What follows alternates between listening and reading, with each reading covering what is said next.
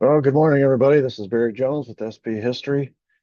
Getting a little bit of a late start today. I had a little problem with my microphone, trying a different microphone today. Hopefully, it will sound okay. We have arrived at an interesting story, which I will cover in the next two episodes, a story of treason and an illustration of the lengths the deep state will go to. Uh, Heretofore, not attempted. They've treasoned their way into the Spanish American War. They treasoned their way into World War One. They treasoned their way into World War Two. And we learned that Allen Dulles committed treason on behalf of the Sullivan and Cromwell clients at the end of World War Two, uh, negotiating a secret surrender with the German Nazis in Italy and also immunizing war criminals, all acts of insubordination against his commander in chief. So we've seen numerous instances where treason has been committed by this emerging deep state. And of course, we went through all the different iterations of that deep state, starting with the robber barons and the captains of industry and the power elites and the best and brightest and then eventually into the deep state as we now know it. And of course, yesterday we defined the deep state as the national security apparatus and all the industries that feed it. And that is pretty much the definition of the deep state all the way through the Cold War. And it never shrinks, it always grows. So you may think about it just a second and realize there's more to it, the deep state today. It has become like an octopus with the eight arms that just engulf everything within its reach. And becomes this ungovernable, unelected, unaccountable shadow government behind the scenes, pulling all the sort of strings. Today and tomorrow, what we're going to discuss is their efforts to overthrow a duly elected president. Now, it's an attempt, at least peacefully, to overthrow him, but it's an overthrow nonetheless. And of course, we define that as treason. And it's interesting because they view FDR as a threat, and he's really just doing the same thing Woodrow Wilson did years earlier, whom they did not, but they did not consider Woodrow Wilson to be a threat. Woodrow Wilson operated as a progressive here at home, but gave these power elites what they wanted abroad, and that was foreign interventions in Haiti, Mexico, and eventually World War One to protect the empire. This is all going to take place 32, 33, 34, which is 7 years before we get involved in the war. We're coming off three consecutive business tycoon presidents in the 20s. We're coming off Harding, Coolidge, and Hoover. And these these deep staters, these power elites, got everything they wanted in the decade of the 20s. Everything. They had their foreign empire, and they had their guy in the White House opening up uh, the business climate, deregulating, allowing these companies to become monopolies again, uh, sweetheart deals for all his all their business friends. Everything was gold if you were one of these power elites in the 20s. And of course, there was money to be made. These interwar years, they're making money abroad in Germany. I mean, those were the salad days, the 1920s for these power elites. Then comes the 30s. Of course, we have the crash, right? And none of them, for the most part, they're okay. You know, they have enough money. They're insulated from the problems of everyday Americans. But Americans, generally speaking, are not okay. And so they vote in a progressive who promises a new deal. As we begin this, there is no real issue abroad to distract our attention. And so all of the issues are centered here on home and the Great Depression. And FDR had campaigned, uh, well, before I get into FDR, So the difference between Wilson and FDR is that Wilson uh, was allowed a certain amount of discretion to operate his progressive agenda here at home as long as he gave these power elites what they wanted abroad. Furthermore, they had not yet had a president of their own in the White House. That comes in the 20s. And so they were not accustomed to getting everything they wanted because they hadn't had their guy in the White House yet. But after the 20s, they had three consecutive. And now comes this progressive idealist almost, FDR, who wants to shake everything up. And the reforms that he's proposing are so dramatic and so fundamental and so threatening to these power elites and the system that they've created that their view of the matter is to overthrow him and replace him with one of their own again, an unelected, unaccountable, in this case, a dictator who would owe his very position to them and would do their bidding. And FDR would just be a figurehead left there to appease the American people. I don't want to get too far ahead of myself. This is a plot a lot of folks don't know about. It's not in any of the history books that I ever used to teach history to my students, and never learned about it in college even. It's one of these events that I guess if it's like a tree, it falls in the forest. If no one's there, it didn't happen, right? Didn't make a noise. Well, no one covered this. It's only recently been the subject of several books, and turns out it was a pretty significant event, especially with respect to Roosevelt, because the question I ended yesterday with was why would Roosevelt, our most progressive president, give these power elites virtually everything they wanted abroad, even invite them into government again to run the war effort? And then, as a result of his invitations and his appointments, uh, remain behind in the government after the war was over and become a permanent fixture of the unelected bureaucracy. In other words, it was because of our most progressive president that the deep state became what it is today. You take FDR out of the equation, maybe Woodrow Wilson as well, our two most progressive presidents. The paradox is that they invited the deep state into the government. And from the private sector came this ultra vires doctrine that permeated the public sector. And now, all these years later, we wonder why the government is not responsive to the people. They're operating the same way the private sector used to. So the year is 1932. FDR in his campaign promised the American people a New Deal. And he had, it was the three R's: the relief, the recovery, relief, the recovery, and the reform. And he, as part of his reform agenda, he wanted to end the gold standard. He said the gold standard was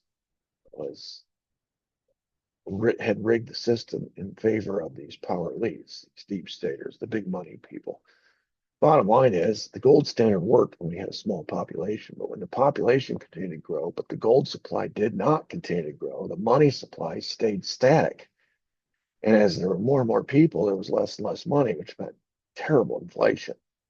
It also meant that when you went to the bank and you took out a loan, it was very expensive money, high interest rates. If you were a farmer, it was just killing you. They called it farming the farmers. And so this is when William Jennings Bryan gives his famous Cross of Gold speech. He says, these elites of our society are sacrificing the American people as a whole on this, quote, cross of gold. They're so eager to keep the system rigged in their favor and the gold standard does that they're sacrificing people, real living, breathing humans who are out there struggling, trying to make a living, farmers, etc., small business people who can't get access to credit, who go to the grocery or wherever to buy things. The inflation is so high they can't afford basic goods. And if you're rich, you can. It doesn't harm you a bit. So that becomes a centerpiece of the progressive agenda, is to eliminate the gold standard. And there were several proposals. One was a bimetallic standard, add silver into it, and that would increase the money supply, or just get off the gold standard, or do it by percentage, like 80% or 70% or 60 or 50% of my money is backed by gold, whatever. We just need to raise the money supply. And of course, included in this was FDR's desire for unlimited government spending to carry out his New Deal proposals. That would only be possible if we got off the gold standard. So this was one of his proposals, and another one was uh, to regulate the banks. To first of all, to stop the run on banks by declaring bank holidays, so banks can get their books in order. Also to stop the foreclosures, which were epidemic at this time. Again, because farmers were having to pay these high interest rates due, again, it's related again back to that gold standard. And then creating an FDIC whereby people's deposits would be backed by an insurance program, which would be backed by the federal government. That still exists today. Give people restore confidence in the banks, so to speak. And then another part of his reform was to regulate the stock market, which kind of got us in the problem to begin with, the crash. People had been over speculating because they could get these margin loans. Everyone was investing in the stock market in the 20s because that's when the stock market did nothing but go up, and it was not even seen as a risky investment. It was not viewed as gambling. It was since it always went up, it was a sure thing. And so people who really didn't have the money would go to the bank, borrow enough money to buy a bunch of stock, and then when they got their dividends, they would pay back the bank what they owed and keep the difference. They had no collateral. The banks didn't ask for any collateral. So this was simultaneously risky to the stock market, but it was even more risky to the banks because all these loans were out there without any collateral. And when everything crashed, people couldn't pay back the loans, the banks crashed. They wanted, part of the reform agenda of the stock market was to create a Securities and Exchange Commission, SEC, to regulate the stock market and all these exchanges, especially insider trading. This idea that people on the inside could get sweetheart deals. It's been in the news here recently because a lot of our people in Congress get into Congress with a small uh, net worth, a couple $1 million. Maybe they were successful business people, whatever. And then 20 years of congressional career, and now they're in the hundreds of millions of dollars, and they made their paycheck, their pay from the U.S. government for the taxpayers was less than $200,000 a year. How in the world on $200,000 a year income, when you're maintaining two residences, most cases, an office, et cetera, are you increasing your net worth from, let's say, 1 or 2 million to 250 billion? And the suspicion is a lot of these people, are getting kickbacks from a lot of government spending, i.e., like, for example, the Ukraine war. A lot of it's coming back to them. And a lot of them are getting rich off the stock market because they have insiders who are giving them tips. Because no one, I think I saw a newspaper or an article recently on Nancy Pelosi, for example. She hits on every stock. Nobody does that. My grandfather was a stockbroker. He's told me many times, you win some, you lose some. You don't win all of them. And you certainly don't win at that 100% rate or the amount that Nancy Pelosi has unless you have some help. So I think it would be wise for the SEC to start taking a hard look at our. And it's one of the reasons why they can shut down the government today and not have any worries about it. I don't care. They're so insulated from the cares and concerns of regular human beings, regular Americans. It doesn't affect them in the least. So anyway, don't get me started on all that. But all right, so these are the three reforms I just wanted to highlight. There's many, many more included in the New Deal, but this is not a lecture on the New Deal.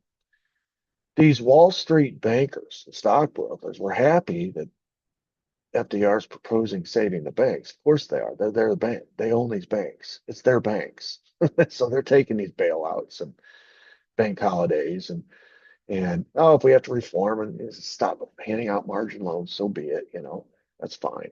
just save my bank, which FDR did. But they didn't like the idea of federal regulation of banks going forward. They like to run the banks themselves. They did not like the ending of the gold standard. That becomes a real problem for them, as we will see going forward. They were afraid that if you take the gold standard away, Roosevelt's not going to have any guardrails, and he's going to spend wildly on the New Deal. And furthermore, their fortunes would shrink, and that's really what they're afraid of. You take away the New Deal, the money gets cheaper. For example, if you own a bank and you loaned out uh, money to all these different customers uh, during the gold standard days, the money that they would pay back would be paid back on the gold standard rate, which would be a high rate. But if in the interim you've loaned out all this money and then in the intervening period, gold standard disappears, that means these people can pay back their loans with cheaper money and the bank loses.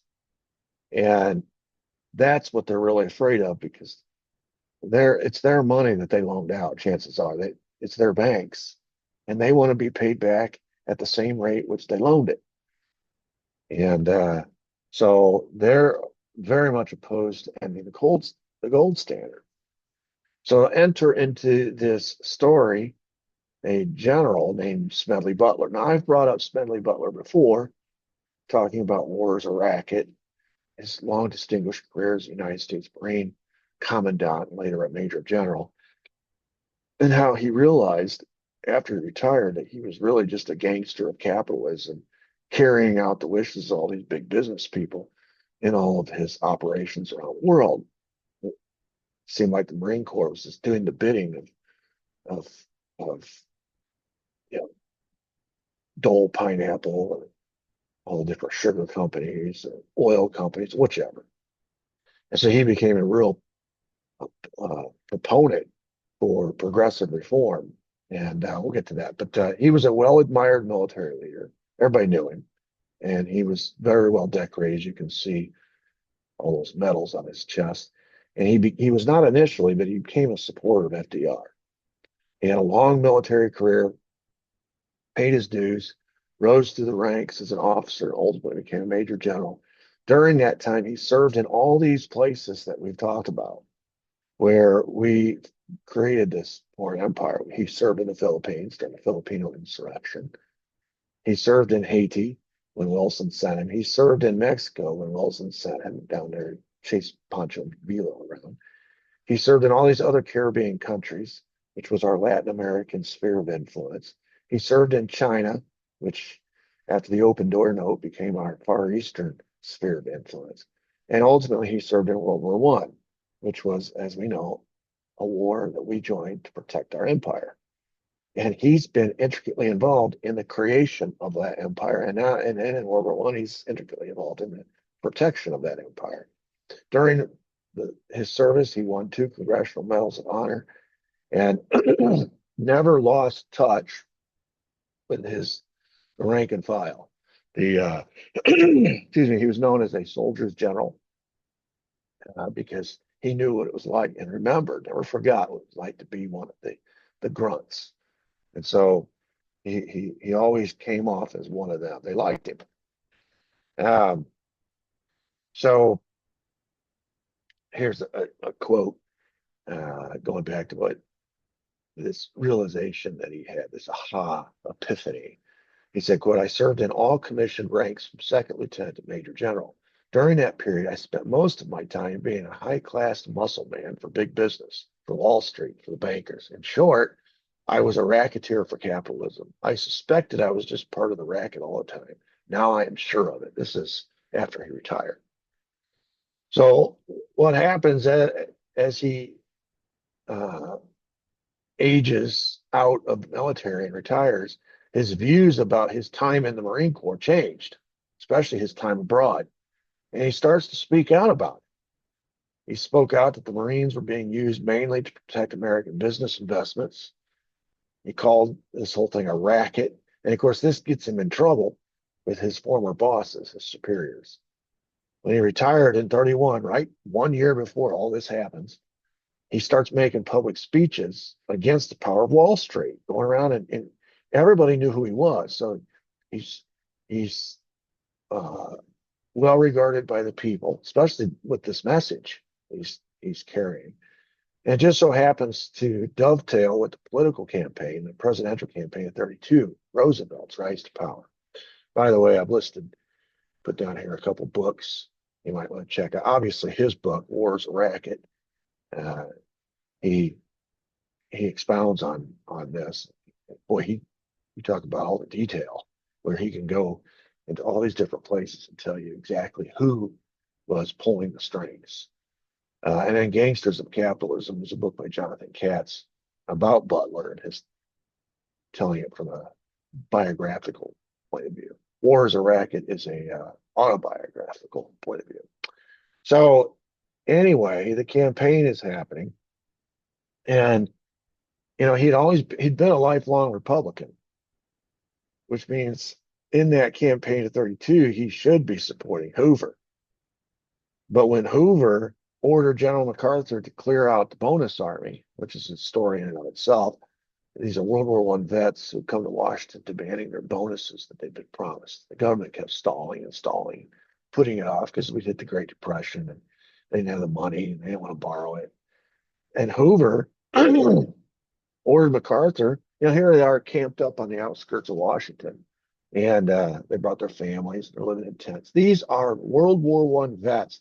They're heroes, right? And MacArthur is ordered in with the new army to evacuate the old army. These veterans, all they want is their money. They're starving. The Great Depression has happened. They lost their homes or farms or whatever. They're unemployed. They're starving. They want their money now. And Hoover won't give it to them. And of course, these are his men. Smedley Butler, these are his boys. And so he switches parties over this issue. Now, he was sort of evolving away from the Republican Party anyway, but this was the coup de grace for him. So he begins campaigning for FDR in the 32 election.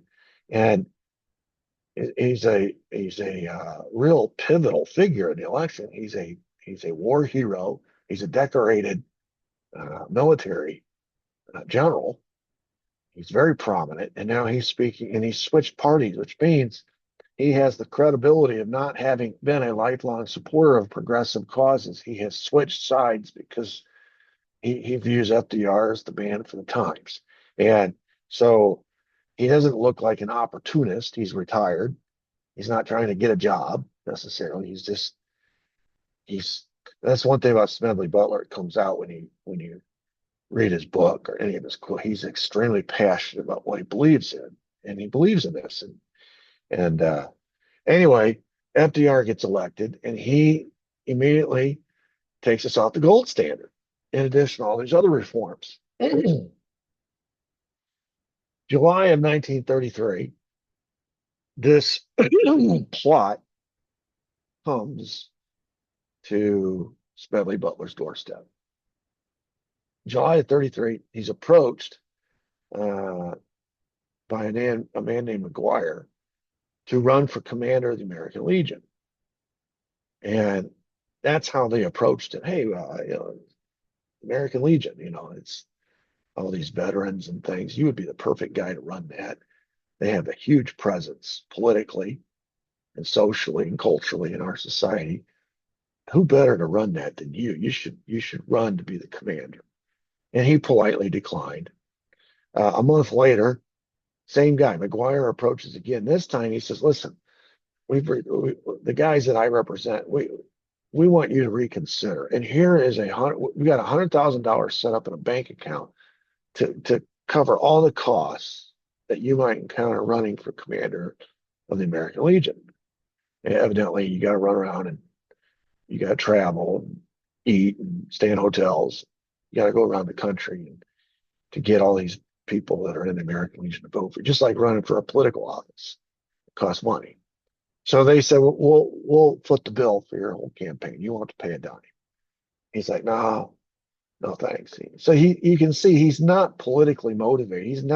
He didn't get into this making these speeches and taking these public stances during the campaign 32 so it benefit him. He's he's retired. So he's been approached once, twice, and now he gets approached a third time, September, all a month apart. This time, McGuire offers him, pulls out of his wallet, pulls out of his pocket, his wallet, opens it up, pulls out 18 $1,000 bills, puts them on the table, and says, listen, this cash is yours. In addition to the $100,000 we got squared away in a bank account to fund your campaign, here's personal cash for your whatever you want to do it with, do with it if you'll change your mind. And um, he's like, my God, why are you guys so interested in me running for commander of the American Legion? And here's where McGuire finally tells him the reason. And he says, we want you to run for commander of the Legion because the Legion has a lot of political influence. We want you to use that political influence and your stature and your position as commander to pressure FDR to restore the gold standard. He told his words to Smedley Butler were, quote, we want the gold. So this is all about a pressure campaign. It was the way it was presented originally to Butler was, hey, it was sort of flattering. We think you are the right person for this job. And here's $100,000. At first, I just asked him. Then they offered $100,000. Then they offered him an $18,000 bribe. And he finally gets to the nub of the matter, the purpose. It's to pressure FDR, his friend, the guy he helped get elected, to restore the gold standard. And I guess the thinking was, he'll listen to you. And you were a big reason he got elected. And if you'll take this position, our position on this, no one needs to know what's going on behind the scenes. It'll just look like you had a change of heart. And because you have access to the president, we don't have, you have influence with him. We need you on our team to get this gold standard reinstated. So Butler asked the obvious question because McGuire keeps talking about the group, his friends who are helping back this endeavor. He said, well, who exactly behind you helping support this or pushing me to do this? And he was informed at this meeting, this third meeting in September, that two of the men were Wall Street investors, Grayson Murphy, pictured here. And you see him in this uniform. Grayson Murphy was a notorious fascist. In fact, he had just gone to Italy and received a medal from Mussolini himself for his support of fascist causes. So he was a Wall Street investor, but he was a fascist. And that's how Smedley Butler knew him, knew of him. And then the other one was Robert Clark, who was known as the millionaire lieutenant in China. Butler knew Clark from his days in China when he was serving in the U.S. Marine Corps because Clark was in China and he called him the millionaire lieutenant. And he was heavily invested in China. So these are deep state guys through and through. These are big money guys. One's in Wall Street, the other's in China. Big business, very wealthy. And they're afraid that their fortunes are going to be compromised because the gold standard has been eliminated. So they've hatched this plot to recruit Smedley Butler to pressure FDR to reinstate the gold standard. If it takes a bribe to do it, so be it. Butler, in keeping with his ethics and what everybody knew about him, he was a stand-up guy, angrily refused the cash bribe. But now he knows kind of what the angle is. And he gets to thinking about it, and he reaches back out to McGuire and says, I might be reconsidering. But it wasn't because he was interested in taking the bribe and actually carrying out the mission. He wanted to go along with the scheme to find out or gather evidence about the extent of the plot, and then he was going to reveal it. So at least that was what he said later. So when he reached out to McGuire, says, let's talk. This time, McGuire says, well, I'll tell you what, instead of talking to me, we've talked 3 times. Why don't you talk to Robert Clark himself? So he sends Clark to meet with Butler, And they have this meeting. At this meeting, Clark impressed upon Butler to the need for a gold standard speech. During this campaign, he would be running to be the commander of the American Legion. If he would make a speech, and he says, you don't even have to write the speech. I've got a guy, the chief lawyer. Robert Clark was high up in JP Morgan, the big bank there at Wall Street. And he says, I got a guy, he's a lawyer. He'll write the speech for all you gotta do is read it. We really just need the visual of you in your military uniform with all your medals, this guy who supported FDR in the 32 campaign, now taking the opposite view, trying to pressure FDR, his friend, his political confidant, to change his mind and reinstate the gold standard. And he said, listen, he goes, I have a vested interest in this. And he confided in Smedley Butler. He says, I have $30 million tied up and I don't want to lose it because of the New Deal. And really what he's thinking about, this gold standard was going to free up FDR to unlimited spending in the pursuit of his New Deal policies. And Clark felt like his nest egg was going to be at risk, which is ultimately the agenda of all these backers of this plot. They care about their personal fortunes. And so they're trying to find a way to approach FDR. Clark, in the course of that meeting, informed Butler that FDR was weak. He wasn't healthy, probably wouldn't live very long. And he said, you, on the other hand, if you give this speech at this convention, which is going to be attended by all these legionnaires from all across the country, you're going to gain a lot of veterans' support and force FDR to restore the gold standard. Because we all know FDR is going to want to run for re-election. And to get veteran support, he's going to have to give the veterans what they want, which is the restoration of this gold standard. They will follow your lead, is his point.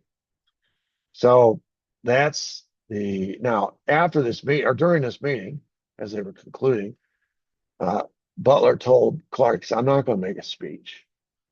And Clark says, well, what do I got to do to get you to make this speech? You don't even have to write it. We're going to pay for your campaign. We'll write the speech.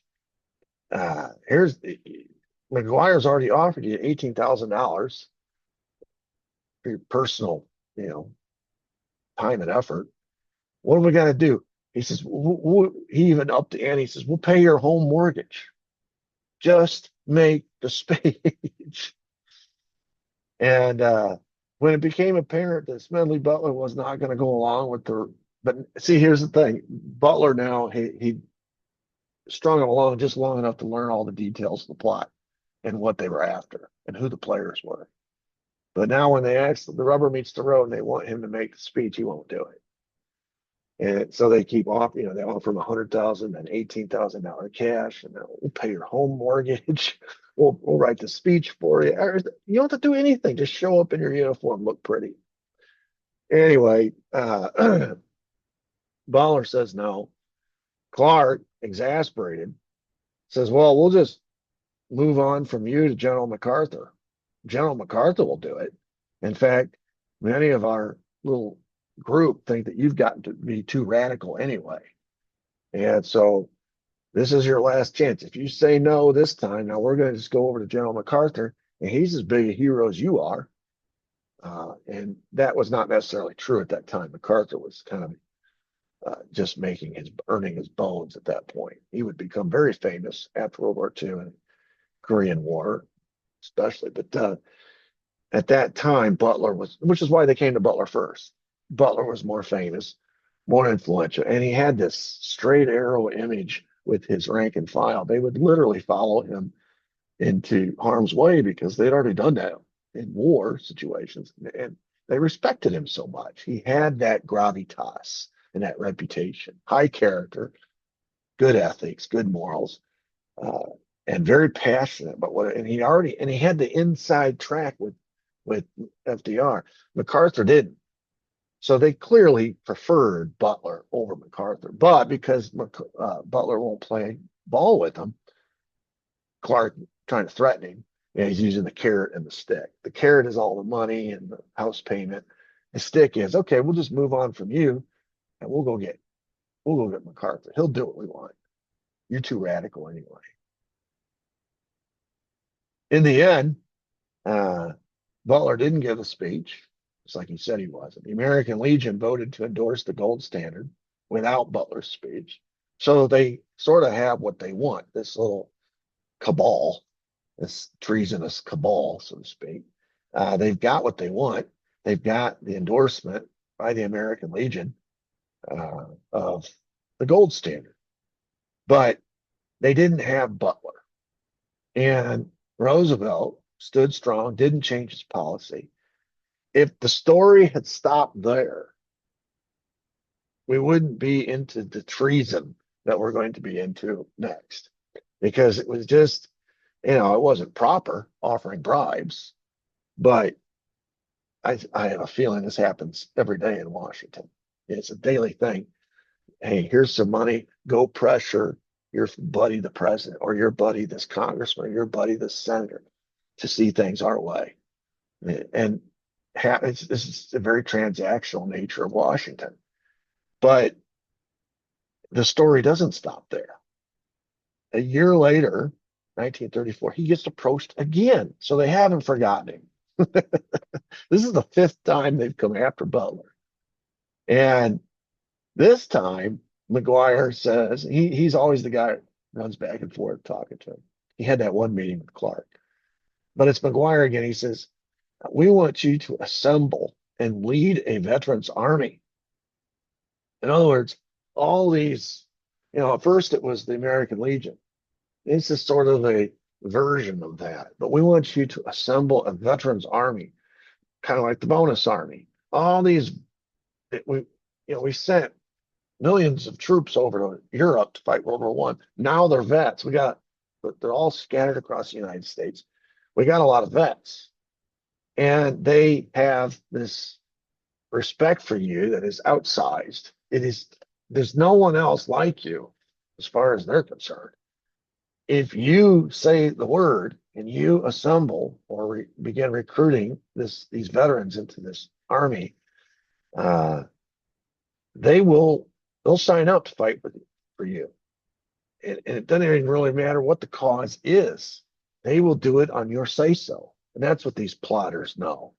They're so desperate for Smedley Butler to go along with this. They need him. He's the key. Obviously, MacArthur hadn't worked out for them the way they thought. So, and now they're coming right out and telling Smedley Butler what the plan is. There's no tap dancing. We want you to create a veterans army, and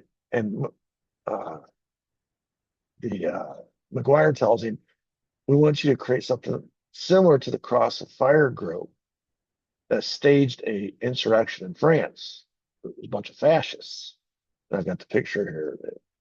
This is the Cross of Fire fascist army leading this insurrection in France recently. This is their medal to the side. You see the fascist cross there.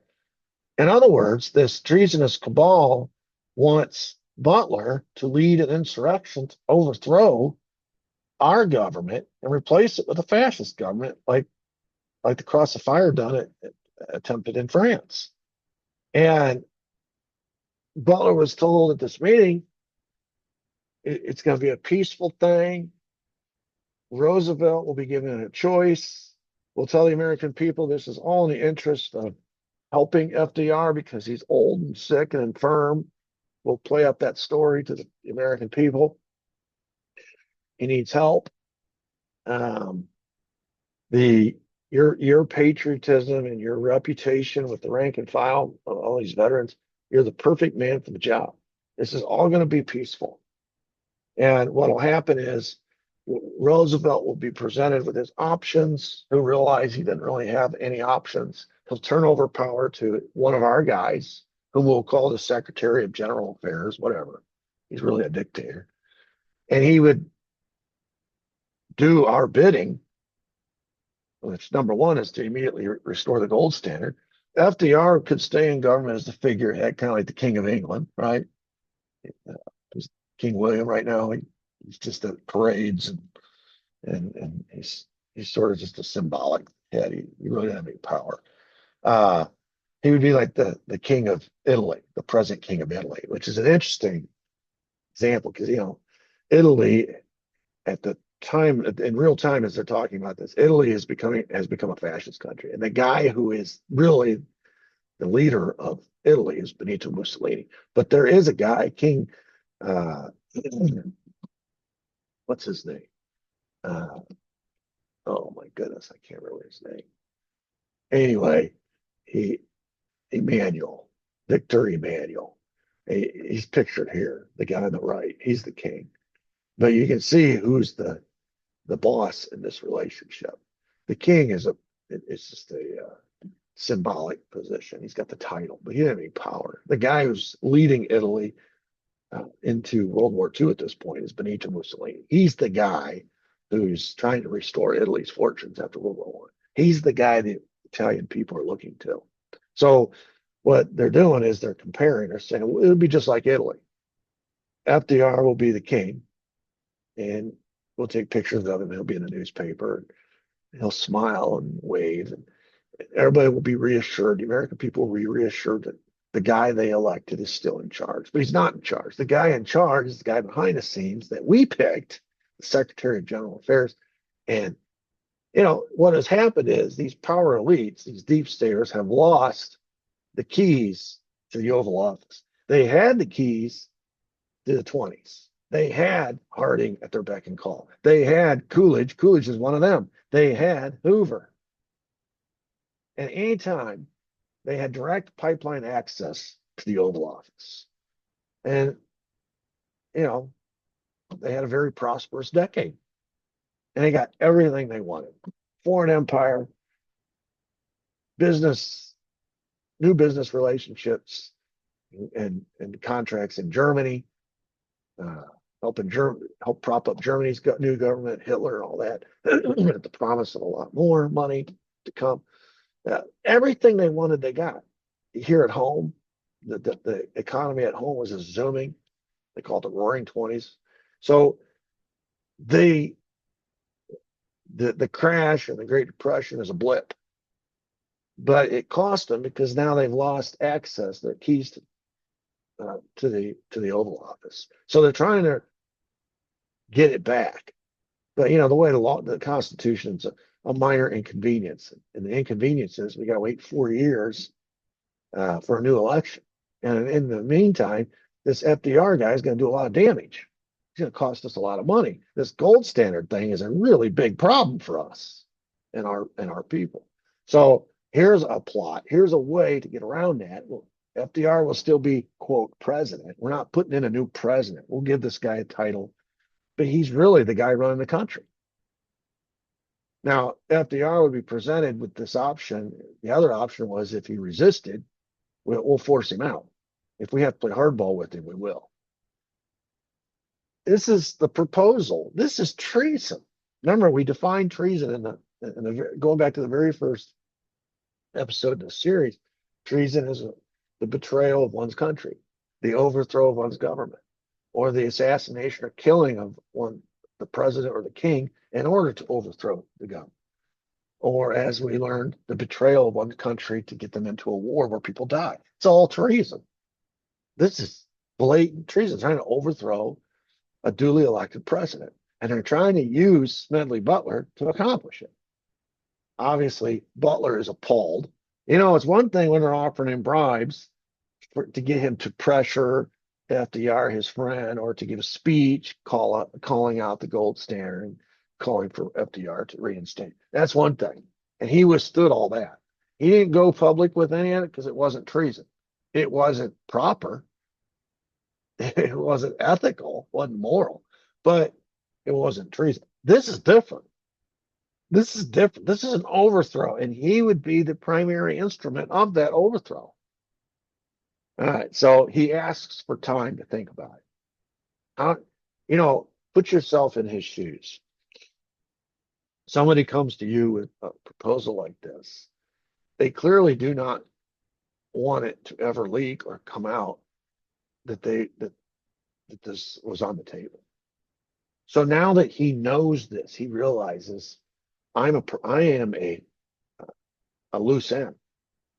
If I don't handle this information correctly, I could be targeted because I know things that they don't want me to ever reveal. And to keep me quiet, well, they say the dead men tell no tales, right? And so he's been informed of something that is happening. And in his experience, it could be with him or without him, because he's already been warned that if he doesn't go along with this, they'll get MacArthur to go along with it. So he doesn't know, am I the only one that they're recruiting, or is MacArthur being recruited? And they're going to wait and see which one of us says yes. And the one that says yes will proceed. The other one they'll dispose of. There's a lot to think about here. So he wants time to think about this. Really, what he wants to do is alert his friends in the government. Say, hey, listen, this is what's going on behind the scenes.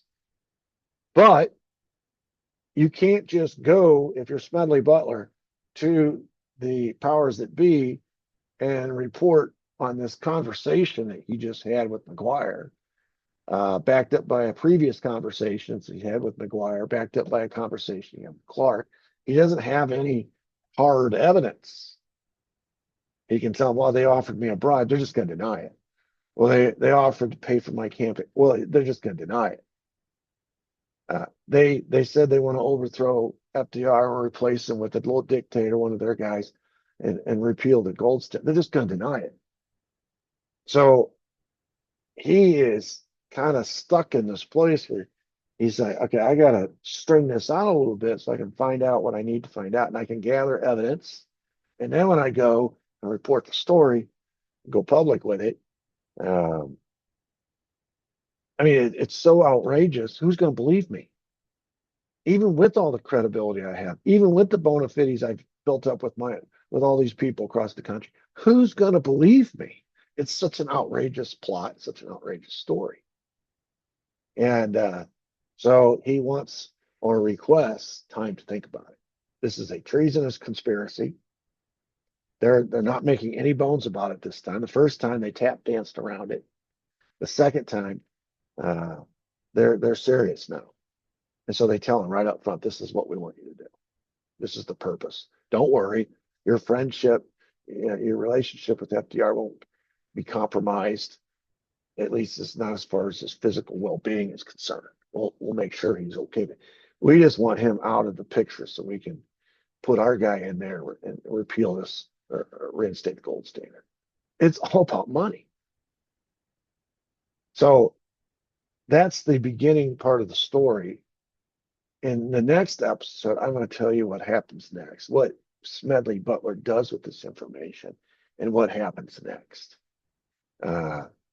Because remember now, ultra-vires, these folks that operate by this mindset, it's all about maximizing profits. Well, this plot is being motivated by a desire to hold on to their fortunes and maximize their fortunes. It's all about money. So they're operating the way they always operate. They don't care about public interest, what's right or wrong, what's moral versus what's immoral, what's ethical, what's not ethical. The fact that this plot is treasonous, the fact that this plot is underhanded, it's unethical, it's immoral, the American people voted in this guy. They don't care what the American people voted in. They want their guy in. So they're literally walking out ultra-vires in this plot. It's all about their money, their profits. They don't care about public interest. And they're going to be very careful to immunize themselves should this ever get out, so that there's never any repercussions or any liability towards them. And that's what we're going to find out about tomorrow. So as it stands at this point, it's a plot by a treasonous cabal to use Smedley Butler to participate in an overthrow of FDR and his government. For what purpose? To reinstate the gold standard so these deep staters can hang on to their fortunes. The New Deal spending is going to be out of control. It's going to impact their fortune, their net worth going forward, their business going forward, and they don't like it. So instead of campaigning against FDR or waiting for the next election, instead of pressuring him above board, meaning uh, coming out against this and taking a public stand and putting all their cards in the deck, they're trying to go this shadowy uh, little cabal is trying to pull strings behind the scenes with fool the American people so that they don't realize what they're doing. But it's a coup. It's an attempted coup. It's treason. So we'll continue on with that tomorrow. Thanks for listening. Smash the like button, subscribe to my channel, share it, and feel free to comment if you have anything to add.